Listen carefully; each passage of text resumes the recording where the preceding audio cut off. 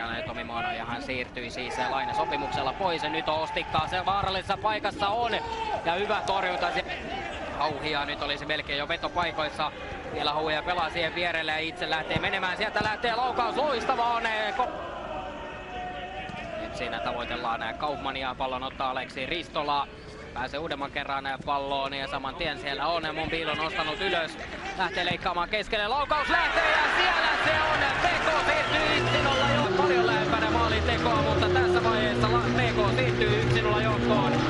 Ristola pelaa siihen Monbiilolle ja Monbiilo pääsee laukumaan ja kauden toinen maali on tosiasia.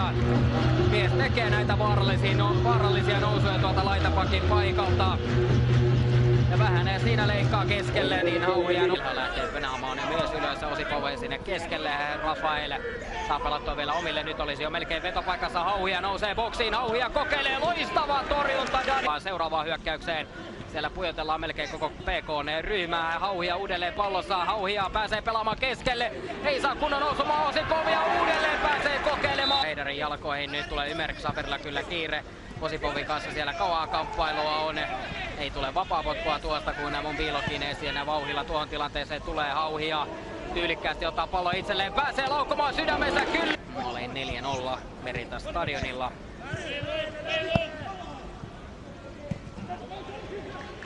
Ja tyylikkäästi jatkaa. Nyt on Ymer avopaikassa. Lähtee vielä harhauttelemaan, mutta sitten pallo joka karkaa ja Ristola tulee. Ja nyt paassa paikassa Hauhiakin siellä menee kumoon.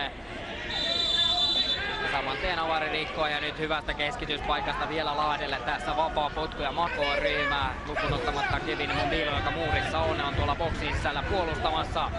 Ja katsotaan minkälainen tilanne tästä tulee. Sieltä se vapaa potku lähtee. Hyvä pallo se on. Kollar nyrkkeilee ja sinne se pallo lopulta menee. Ja maalin tekijänä Aleksander Vasjutin. Maalivahti onnisella Lahden joukkueella. Vasjutin maalin tekijänä maalivahti. Ja peli yhteen lisäajalla. Ja melkoinen.